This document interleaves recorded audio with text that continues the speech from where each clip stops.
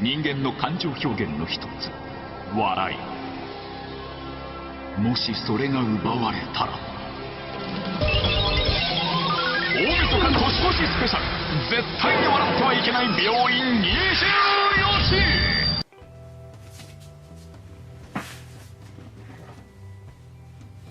Bonjour à tous, c'est Payboy pour la deuxième semaine, cette fois-ci au Japon. Vous allez voir encore une fois plein de dates excellentes, enfin avec pas mal d'informations et de trucs à visiter ou de lieux à visiter, d'endroits pour faire du shopping. Vous allez voir que là aussi c'est pas mal complet. La particularité de cette semaine, c'est que je ne serai pas uniquement à Tokyo. Donc là aussi ça vous permettra donc de visiter d'autres villes et de vous donner des petites idées de ce que j'ai visité dans ces autres villes. D'autres villes que je regrette de ne pas avoir assez bien visité la première fois que j'y suis allé, que j'ai beaucoup manqué de choses et donc je ne suis pas allé à fond. Et que là, cette fois-ci, je vais pouvoir me permettre de prendre un petit peu plus de temps, car cette fois-ci, je vais même dormir là-bas. Je ne vais pas m'amuser à rentrer à Tokyo, tout simplement, comme ça m'évitera de partir plus tôt, de partir vers des 19h pour éviter de louper les derniers trains. Donc, vous allez pouvoir le constater, j'ai prévu de dormir dans des endroits, vous allez voir, c'est assez pratique, et là aussi, je vous donnerai donc mes tuyaux pour vous permettre de dormir dans des endroits qui proposent des douches ou des trucs comme ça à pas cher, par exemple entre 15 et 20 euros la nuit. Allez, j'aurais de me mettre petit.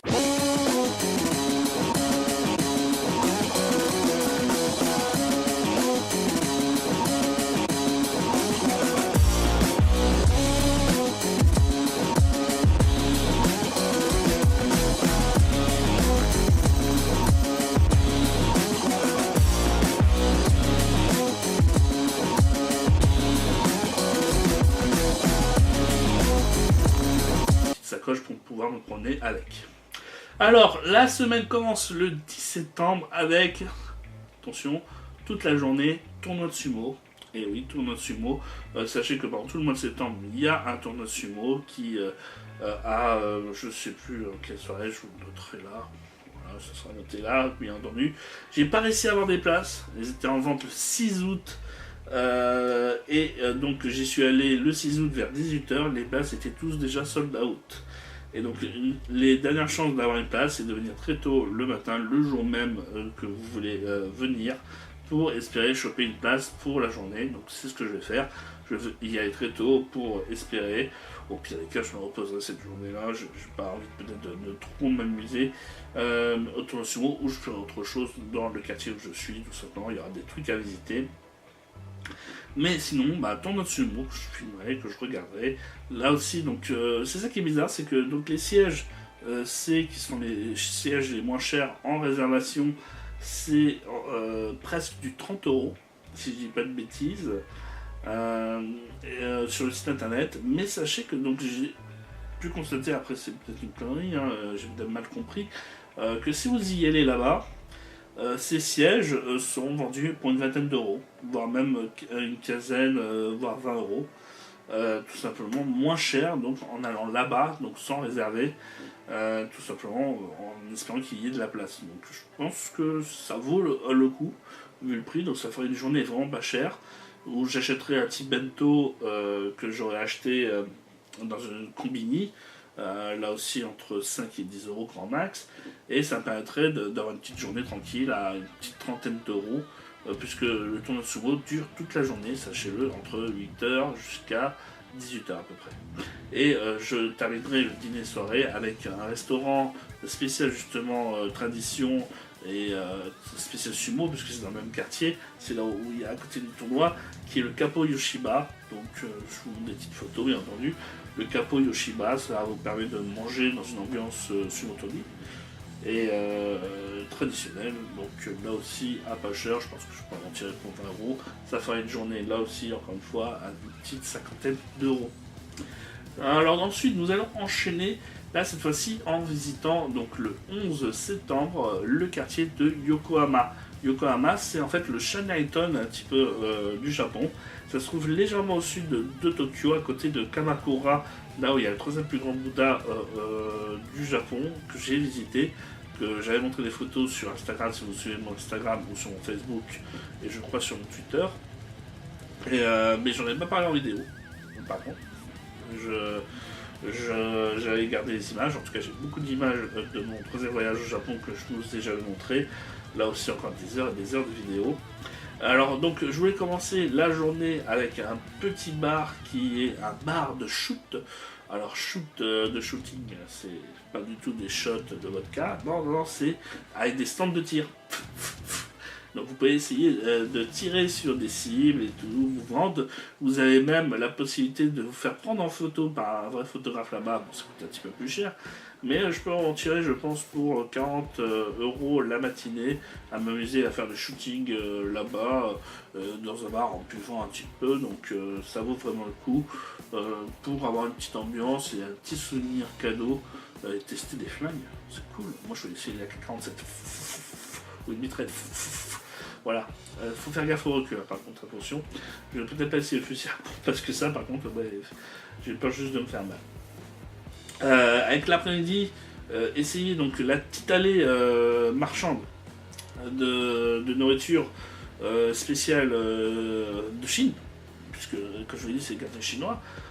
Et essayez donc le Kung Fu Kitchen. Voilà, donc je me mets en appétit avec la petite allée marchande en achetant des petites nourritures et je pense déjeuner là-bas au Kung Fu Kitchen qui est dans une ambiance donc spéciale Chine. Voilà, cette journée sera dédiée presque entièrement à la Chine, mais l'après-midi donc c'est aussi de tester, puisque c'est très connu et c'est visité par tout le monde qui va à Yokohama, c'est le musée des nouilles. Oui, des nouilles. Je ne rigole pas, des nouilles. Le Cup Noodles Museum donc de Yokohama est très visité. Vous pourrez faire vos propres nouilles pour enfermer tout ça et les déguster plus tard avec vos propres designs. Vous mettez et dessinez ce que vous voulez et découvrez toutes les nouilles qu'a vendues cette marque au fil du temps.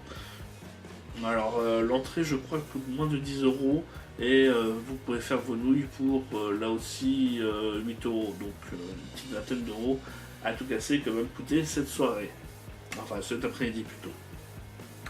Et je voulais visiter donc ensuite Yokohama en règle générale et me faire donc un cinéma en 4D 4DX, donc avec les sièges qui bougent, les lunettes 3D et tout, au Warner Mecha Cinema Minato Mirai.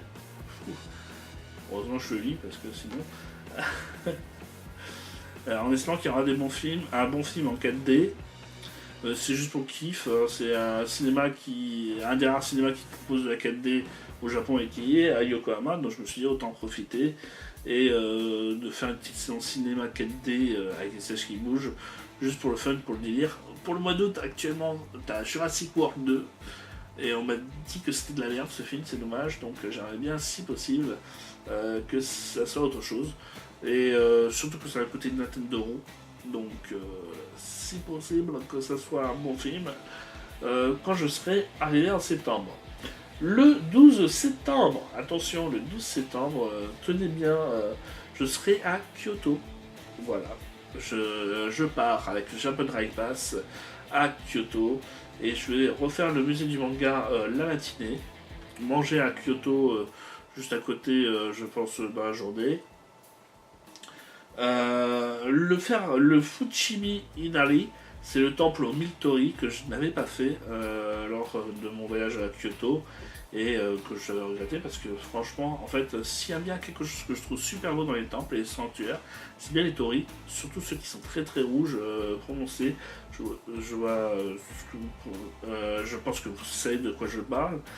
Et voilà, donc c'est entièrement un temple dédié à ça. J'adore en fait les temples qui sont souvent dédiés à quelque chose et qu'ils vont de manière excessive. Par exemple, j'avais fait le temple des Manekineko. Là aussi, je vous ai montré quelques images, je vous ai parlé entièrement de ça et que j'avais trouvé magnifique. Bah, là, le temple Mittori, c'est un petit peu dans le même délire. Vous savez, Mittori blindé à la suite et c'est super joli à voir.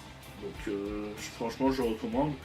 Enfin, je ne l'ai pas visité encore, mais pour moi c'était un truc à faire et que j'avais pas pu faire pendant mon troisième voyage et que je regrettais. Donc je vais voir qu'est-ce que ça vaut, mais pour moi, ce genre de temples sont intéressants. Ensuite, j'avais prévu leur soirée d'aller au feeling. Et comme je vous l'ai dit, donc là, à partir de là, je suis à Kyoto, je suis à Osaka après, qui a une demi-heure de Kyoto. Donc, il va falloir que je dors là-bas pour éviter de rentrer tôt et de faire le train à chaque fois et que ça va me fatiguer. Et donc là, j'avais prévu de dormir au Media Café Popeye, qui est un cybercafé à Mangakisa, qui propose des services de nuit et qui propose des douches aussi. Donc sachez que vous avez ça aussi, mais vous avez aussi des capsules hôtels.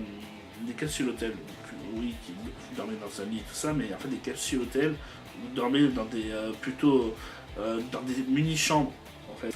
Donc comme je vous l'ai dit, vous avez le choix entre les Mangakisa ou les capsules hôtels qui sont quand même des capsules.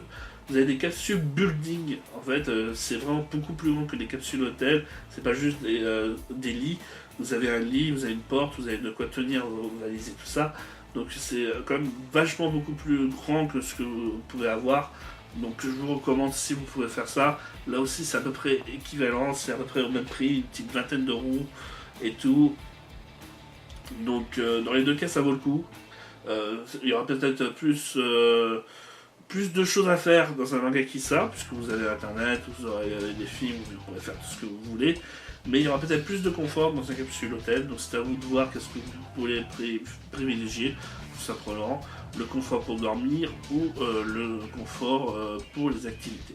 En plus vous avez les boissons à volonté, je vous rappelle, dans un Mangakisa.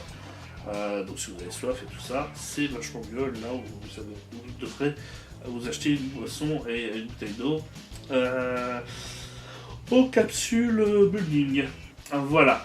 Mais donc là aussi, hein, c'est vraiment une journée, comme on peut le constater, qui va pas coûter cher. Le musée du manga, c'était une dizaine d'euros, si je me souviens bien, ou une vingtaine d'euros.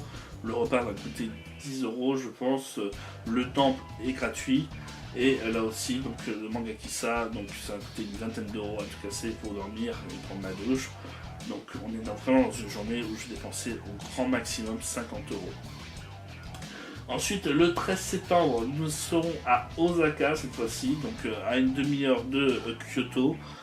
C'est beaucoup plus simple de faire donc Kyoto-Osaka que de faire Osaka-Tokyo, si en tout cas vous allez au Japon, puisque vous en avez pour à peu près 2 heures pour aller à Kyoto, Tokyo-Kyoto, et ensuite une demi-heure pour faire Kyoto-Osaka. Alors que là, donc, vous aurez 2h30, 3h à peu près pour faire Tokyo-Osaka. Donc je vous recommande de faire Tokyo-Kyoto et Kyoto-Osaka, et ensuite Osaka-Kyoto et Kyoto-Tokyo. C'est un petit peu ce que je vais faire moi, d'ailleurs, avec cette semaine. Vous allez pouvoir le constater, puisque là, donc, je serai le 13 septembre à Osaka. Je vais faire le Denden Tomb toute la journée. En fait, le Denden Tomb, c'est le quartier d'Akihabara. À la sauce Osaka, donc rempli de magasins et tout ça. J'avais trouvé mes Toguro à 5000 yens, mais c'était d'une rareté énorme et j'étais vraiment content. Je vais donc beaucoup dépenser et faire des activités d'otaku cette journée-là, donc ça va coûter un petit peu cher. Voilà pourquoi il y a une journée le 12 et qui a coûté moins cher, c'est que, et pareil pour le 11 et pareil pour le 10, c'est que là, Denton, je vais me faire plaisir et je vais dépenser un max, puisque je ne vais pas y retourner d'ici là. Mais attention, je vais aussi me faire plaisir même dans le déjeuner où vous avez un KFC à Osaka, c'est le seul, hein. C'est le seul d'ailleurs, donc notez-le bien, un KFC à Osaka qui propose à volonté, propose un buffet à volonté, donc profitez-en. Attention, les buffets à volonté au Japon, c'est pas comme chez nous, où vous avez un buffet à volonté et pendant toute la journée, pas toute la journée, mais pendant tout le service de midi, vous pouvez manger à volonté. Non, ça marche pas comme ça chez eux. Attention, vous avez 1h15, souvent, voire 1h30 de buffet à volonté. C'est jamais plus, jamais au-delà, des fois même si ça ne dépasse pas les 3 quarts d'heure. Et donc voilà, vous pouvez manger à volonté, mais pendant une certaine durée. Donc voilà, c'est plus intelligent, plus subtil. Et KFC à volonté, je pense que c'est le rêve de beaucoup de gens. Je pense surtout à des noirs. Non, c'est pas. Le poulet, c'est bien. Les frites, c'est bon. Je vais me faire taxer pour cette vidéo. C'est raciste, c'est horrible. Alors que je dis ça pour rigoler. Et enfin, dans l'après-midi aussi, je voulais tester le Rikuro Cheesecake, qui est un cheesecake très connu, qui est une spécialité d'Osaka. Il y a beaucoup de spécialités à Osaka qui se font à essayer, je vous recommande vivement. Et le Ricolo Cheesecake, c'est là aussi donc une spécialité excellente et que j'avais envie d'essayer depuis longtemps et que je ne retrouvais pas ou que j'ai jamais surtout cherché. Et cette fois-ci, je veux vraiment le tenter en faisant une petite pause dans mon Denton achat. Et c'est un cheesecake assez moelleux, assez goûtu, assez avec des petits morceaux de raisin. Donc ça a l'air délicieux. Je vous montre des photos, je pense.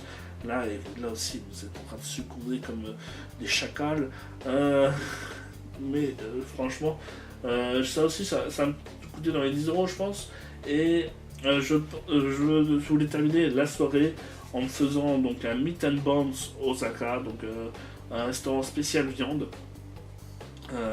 Essayer tout simplement à Osaka la viande chez eux. Viande rouge parce que j'aurais mangé beaucoup de poulet, donc essayer autre chose sur le coup. Et enfin donc dormir dans un cybercafé ou là aussi peut-être un capsule building. J'ai noté en cybercafé qui fait douche, grand cybercafé Bacchus Namba Dotonbori. Voilà, donc normalement je vous donne des photos pour éviter. Et enfin, donc, nous allons enchaîner avec la journée du vendredi 14, puisque donc la journée du 13 aurait été très dépensier. La journée du 14 sera de nouveau moins dépensière, en tout cas je l'espère, puisqu'en fait nous allons passer presque toute la journée sur un seul lieu. En fait, la matinée sera entièrement dédiée au quartier de Minami, à Osaka. Qui est le quartier le plus connu là-bas. Vous savez, le bonhomme qui se présente dans un grand écran et qui est un shogger fou, c'est pour vous donner une idée de l'endroit du lieu, que je pense que tout le monde connaît. Mais surtout, donc, l'après-midi, je voulais me faire plaisir avec un spa, le Spa World à Osaka, qui est un endroit entièrement dédié donc justement au spa. En fait, vous avez une salle entièrement dédiée au spa, au massage, au sauna. Il y a 2 grandes piscines et tout ça, ça coûterait à peu près toute la journée 20 ou 30 euros, hein, en tout cas je dis bien des bêtises. Il y a même un étage entièrement dédié à des restaurants où je vais pouvoir me baigner, faire plaisir en tout cas, et prendre de l'eau et me relaxer. Vous avez même des petites bêtes qui vous mangent vos sports, tout ça dans les pieds. Je trouvais ça sympa, que je voulais essayer. Vraiment, c'était une journée en fait que je voulais relax. Pour me reposer là-bas à Osaka. Et enfin terminer ma soirée donc dans un bar sous-marin à Osaka pour tester le soirée et m'amuser, une petite vingtaine ou trentaine d'euros la soirée je pense. Et finir enfin le grand cybercafé Bacchus, là aussi donc je pense qu'on en serait pour 80-90 euros la journée, donc on ne dépasserait pas les 100-110 euros que je peux me permettre dans chaque jour. Là, la journée de samedi, c'est toujours à Osaka. Donc, c'est ma dernière jour aussi à Osaka. Le 15 septembre, nous allons commencer par le sanctuaire de Sumiyoshi, qui normalement ne devrait pas me prendre trop longtemps. Manger des okonomiyaki à Okonomiyaki Shitose. Alors, le sanctuaire, ça va coûter que dalle, hein, comme vous pouvez constater. Les okonomiyaki Shitose, c'est des plats très riches et pas très chers, donc c'est entre 8 et 10 euros.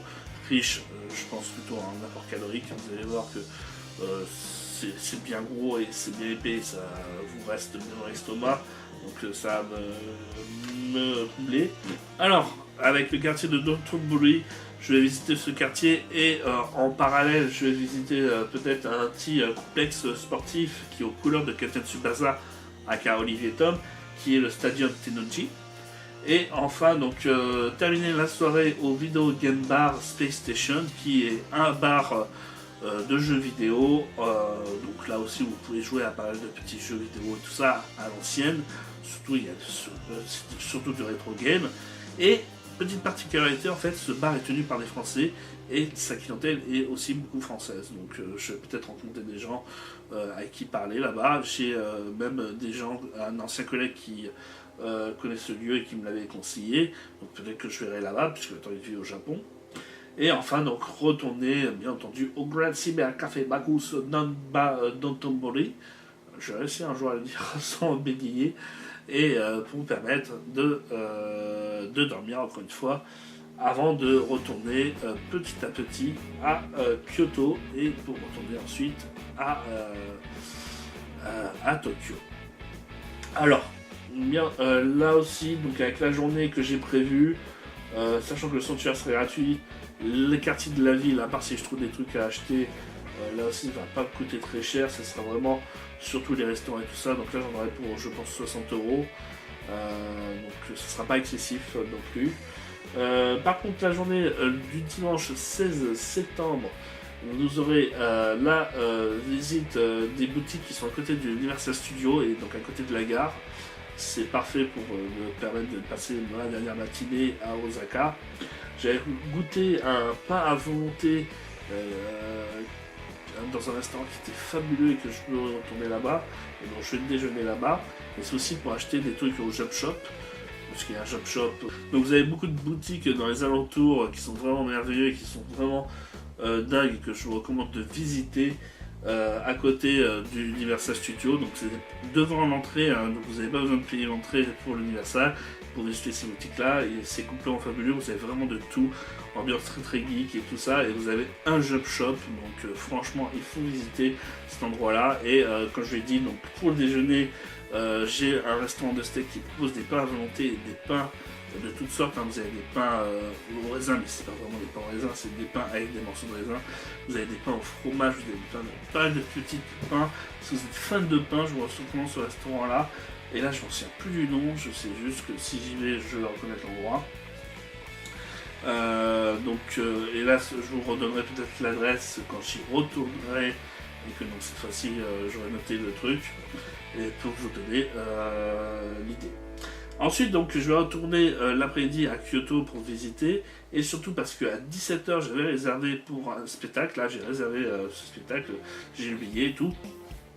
Cette fois-ci, c'est pour le Guy-Art Complex 1928, alors 1928, c'est pour les gens qui parlent English de la bouche.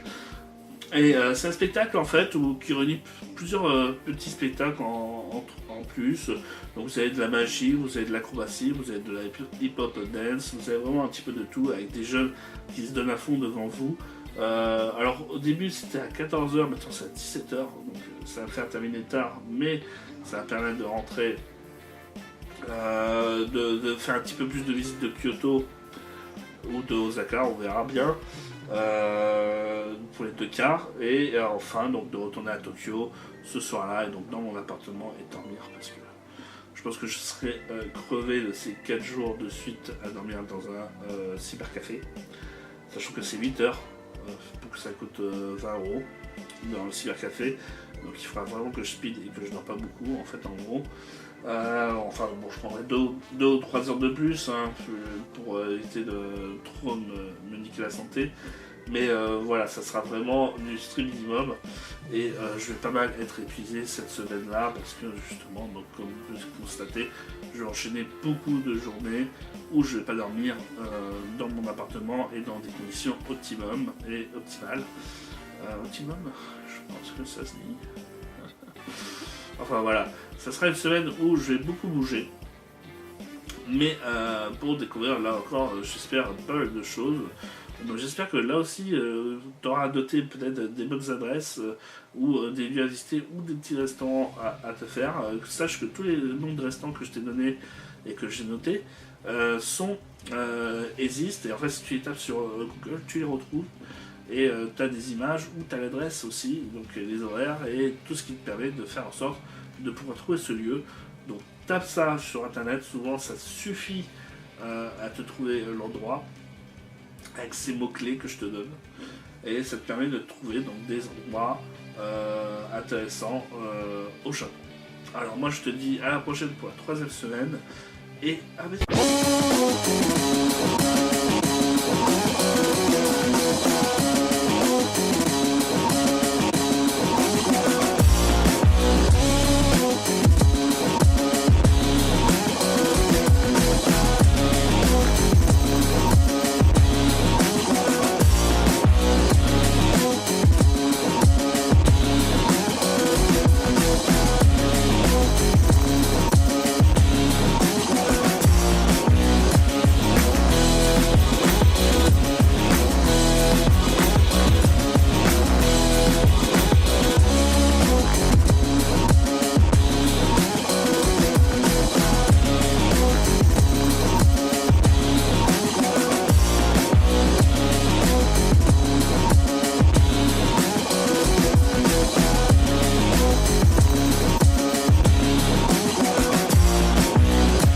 Je suis en train de me poser des questions sur ma sexualité. Bon, bah, je vais vous laisser.